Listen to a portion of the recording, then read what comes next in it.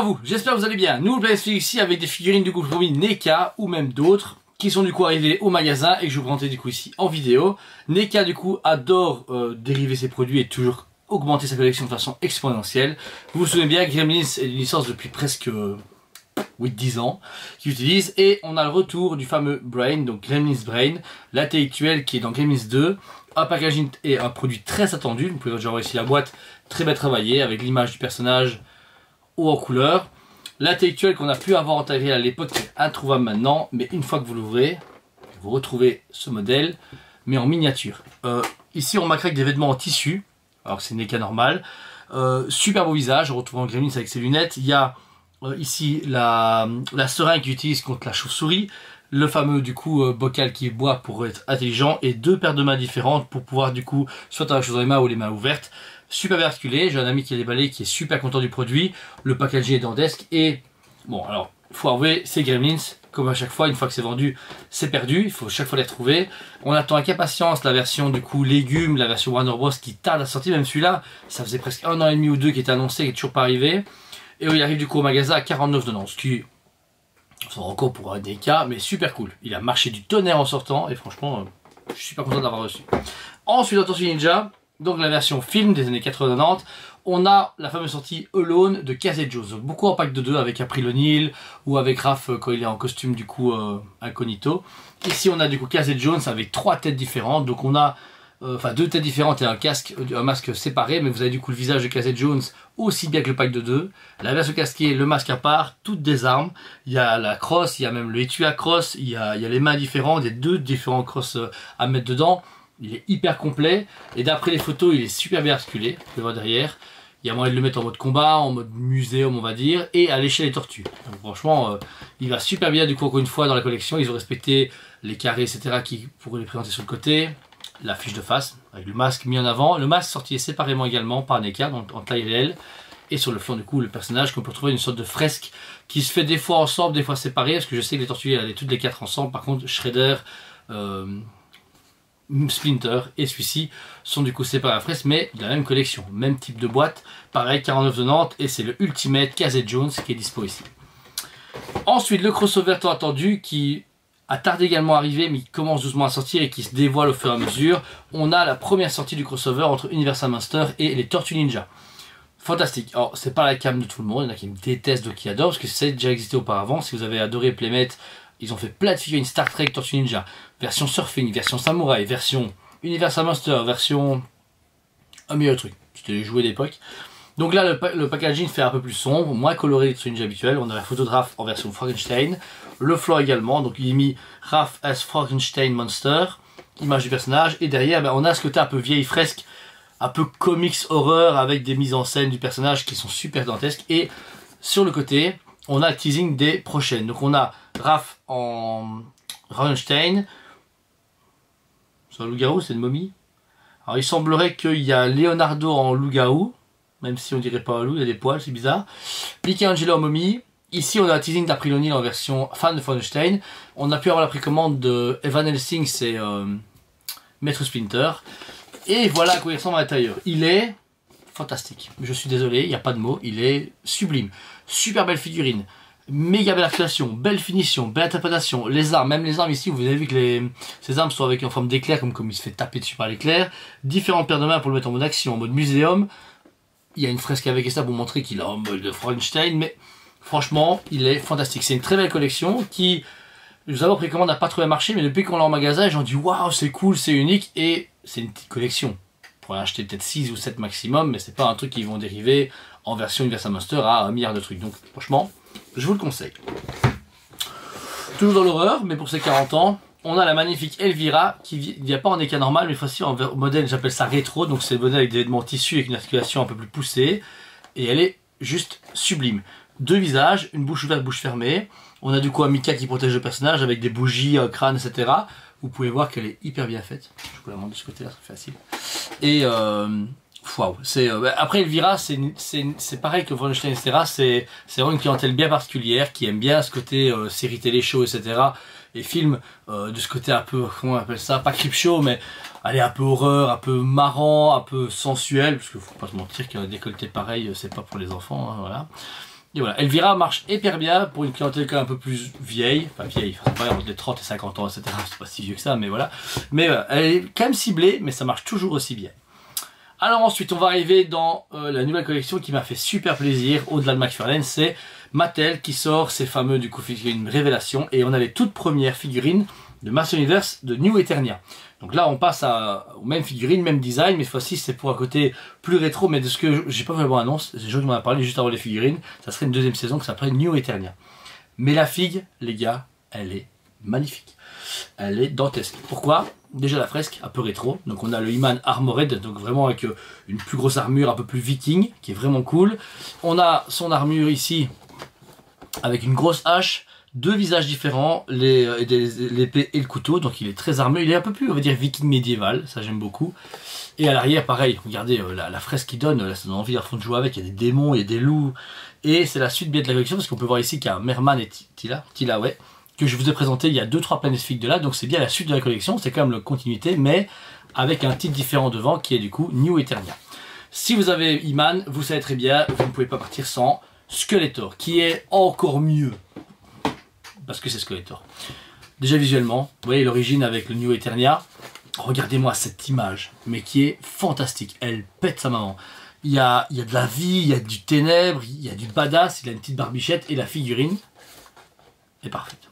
Deux visages différents, tête de Skeletor normal, tête de Skeletor New Eternia avec cette petite barbichette un peu plus glow, yeux rouges, son bâton, son côté très rétro armored, mais bon, si on suit la logique de la saison 1 de Révélation, le petit Skeletor va subir une évolution. Donc je sais ça. Mais comme je vous dis, je ne suis pas. J'avoue que j'ai découvert le New Eternia en même temps et je m'a dit ouais mais t'as pas vu la bande-annonce? Je dis non et j'avoue je l'ai pas regardé avant la vidéo. Donc, voilà. Mais ces deux figurines là, c'est gros coup de cœur. Genre vraiment, je les ai reçues, j'ai fait maman c'est beau. Et maman j'ai acheté. Voilà. C'est à la maison. Voilà. Elles vont être dans mon cœur toute la vie. Et voilà. Alors ensuite. Une nouveauté sur la chaîne qui est jamais arrivée auparavant, hein, déjà tout court en review et tout court ce qui va arriver. Alors j'ai acheté en coup de cœur cette figurine qui s'appelle Avengers Take On, donc Iron Man. Ce Iron Man vient d'un comics ou méga armure et tout, mais surtout on vous a pratiquement jamais montré du SH figure. Donc full articulé, j'ai acheté Spider-Man, j'ai pu acheter du coup des personnages de DC, Marvel, etc. Jordan et ça acheté des versions manga, il y a Jujutsu Kaisen et tout. On a ça sur le catalogue du magasin. Mais je vous avoue qu'on n'a pas eu le temps trop de faire des reviews et je vais essayer de m'y atteler. Donc c'est une avant-première. Ici on a Take On et vous savez quoi? Pour vous le montrer, je vais vomir mais je vais vous l'ouvrir. Bah oui, parce que de toute façon on n'a pas le choix. Je n'ouvrirai jamais une figurine NECA, McFarlane et Hasbro, mais celle-là. Ouvert délicatement forcément, vous doutez bien, je suis pas sauvage. Ces figurines sont faites pour être déballées, il n'y a pas de miracle. Déjà le fait de les déceler, il n'y a rien d'abîmé, vous savez les remballer facilement. Et là, voilà ce qui donne une SH figure en main. Hyper complet. C'est un Iron Man déjà en plus. Donc c'est le tout début de la gamme. Il y a Iron Man, puis Captain America, puis il y a Wolverine. On a vu un Wolverine Venom et d'autres vont sortir. Mais voilà. Donc ce que ça donne, c'est un peu comme du Mezco que j'adore. Donc c'est même échelle, mais en fait les Mezco sont un peu plus bif et vraiment un 12e. Alors que les SH figures sont un peu plus fins. Vous pouvez voir ici. Vous voyez, ça rapproche plus de Mezco, mais ça a un côté un peu Hasbro en même temps, c'est un peu particulier. Les plastiques à enlever. Alors, est-ce qu'il y a eu die-cast? Non. Non, il n'y a pas de die-cast, c'est un peu dommage. Mais niveau articulation et SH figure, les gars, c'est 10 fois supérieur à Mezco et à qui que ce soit. Voilà, vous pouvez faire tout ce que vous voulez la figurine. Vous pouvez voir ici, déjà elle est magnifique, mais en plus vous voyez l'articulation, vous pouvez vraiment faire ce que vous voulez. Vous pouvez le plier à l'envers, il n'y a aucun problème. C'est des figurines qui ont un gros avantage d'être très polyvalentes et surtout quand il y a un côté un peu manga, c'est accentué par les courbes. Ça c'est super chouette. Il n'y a pas de light up dedans, ça sachez-le, mais ils mettent beaucoup des effets d'énergie qui permettent d'aller du coup sur les avant-bras. Genre je pense qu'ici, je sais pas si c'est le bon parce que j'ai pas le mode d'emploi. Mais ils adorent mettre ce côté full armored et il y a beaucoup de petites pièces à enlever. Genre ici, si j'ai bien compris, on sait c'est enlever une petite pièce à colonne vertébrale. Faire ça. Faire ça. Ah, faire ça. Et là directement vous avez du coup un gros pack dorsal d'Iron Man qui s'emboîte parfaitement, qui tient très bien et qui permet de faire du coup des poses beaucoup plus dynamiques, beaucoup plus vivantes et perdre des pièces entre tours, comme ça forcément c'est du séchage figure. Mais voilà, une fois que c'est en pause, c'est juste sublime. Il y a des gens qui font des combats, justement on veut voir des vidéos, des photos de gens qui font des stop motion avec des Dragon Ball, Vegeta, Goku, etc. C'est du séchage figure, c'est ça. Le Hasbro, etc. c'est beaucoup trop musclé, beaucoup trop bif pour le faire, alors que les séchage figure c'est must du must. Alors par contre je vais vous critiquer un truc important, les figurines Station là, il n'y a pas tout le temps des socles. Genre les SH figures de Jujutsu Kaisen, si t'as pas de socle, va te faire foutre. Voilà, c'est vraiment un gros problème. Ici Iron Man, heureusement, vous avez un socle, il commence à les mettre. C'est un socle transparent avec le logo Avengers. Hop, vous pouvez ouvrir. Le ratio c'est la mienne, hein, je sais pas c'est de client. Et voilà, et vous pouvez voir ici que vous avez le socle dynamique, mais par contre c'est limité. Encore une fois, c'est vraiment une petite barre comme ça, donc vous pouvez mettre en l'air. Alors que celui que je vous ai présenté avec une passe qui tient sur la figurine, qui peut mettre en haut ou en bas comme on veut, là c'est plus intéressant. Même si ça coûte 12,90 pour 3, il faut encore acheter des socles, alors qu'on a envie de dire, à plus de 100 balles la figurine, il devrait mettre des vrais socles dynamiques comme Hot Toys le fait pour certains Hot Toys. Et parce que voilà, vous avez envie de le mettre en l'air comme ça en mode attaque, ça manque un petit peu d'un socle dynamique. Là ça irait encore, mais voilà, si vous les mettez en l'air ou en train d'atterrir, vous enlevez le big canon qui est là.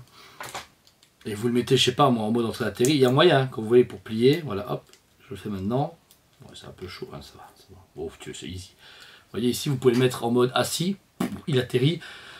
Ça qui est dingue avec eux, ils ont vraiment beaucoup de potentiel, ils ont beaucoup d'idées, même les mains ici, il y a des mains, il y a 2, 4, 6, 8, il y a 8 mains différentes pour mettre en mode tir, en mode attaque, poids fermé, poids ouvert, des rayons un peu partout, et vous voyez, même le reste, les bras sont amovibles pour mettre des éléments, donc franchement, ils vont très loin et c'est une marque pour moi qui est la plus balèze en articulation. Pas en finition forcément, moi Mesco c'est pour moi au juste milieu entre du Hasbro et du SH figure. Socle dynamique directement, un bon budget, vêtements en tissu, du light up, etc. Alors SH figure on voit que c'est une clientèle asiatique qui a un peu plus sur l'articulation à fond, de les mettre comme on veut, mais moins sur la finition. Bon après, que c'est goût, il n'y a pas de problème. Donc voilà. Bon, en tout cas, merci à vous cette vidéo, j'espère que ça vous a plu. Je ferai d'autres figurines plus poussées pour les SH figures. Je voulais juste tester, voir un peu si ça vous plaisait. Donc mettez vos commentaires, vous dites ouais, juste serait bien de faire les SH figures ou plus de Mesco ou pas du tout. Parce que peut-être vous préférez le côté figurine low cost, donc des figurines qui vont entre 20 et 50 euros pièce. Alors que là, sur les SH figures, on est directement sur du format 100 à 200 euros pièce. C'est à vous de voir, mais en tout cas moi je suis chaud, quoi qu'il arrive, j'ai fait ma pièce, j'ai tout à portée de main, j'ai un meilleur setup, ça me fait plaisir. Donc voilà, et que dire que d'autres aventures vont arriver, tous les produits sont disponibles en magasin sur le site Tosme.be également, comme à chaque fois on encode. Je vous remercie 1000 fois de fidélité, vous savez pas à quel point ça me fait plaisir de faire ce travail pour vous, et vous êtes super réactifs, autant sur YouTube, sur internet, sur le site et en magasin, ça me fait vraiment plaisir. Plus en plus de gens s'intéressent aux figurines parce que je fais ces vidéos, et je continuerai quoi qu'il arrive. Autant parce que ça paye mes steaks le soir, hein, mais surtout parce que je partage ça avec vous. J'ai vraiment un plaisir fou à en parler et vous de voir découvrir, waouh, c'est trop cool, t'as raison, la figurine est chouette et tout, ou t'as tort, c'est dégueulasse, t'as pas de goût, mais voilà, ça c'est bien, c'est une discussion entre adultes, c'est chouette. Donc voilà, merci à vous tous, n'hésitez pas à vous abonner, mettez un commentaire, je vous remercie pour les 7000 personnes abonnées actuellement, pour moi, Jordan et toute l'équipe, et je vous aime beaucoup, et je vous dis à très bientôt. On vous aime beaucoup et on vous dit à très bientôt.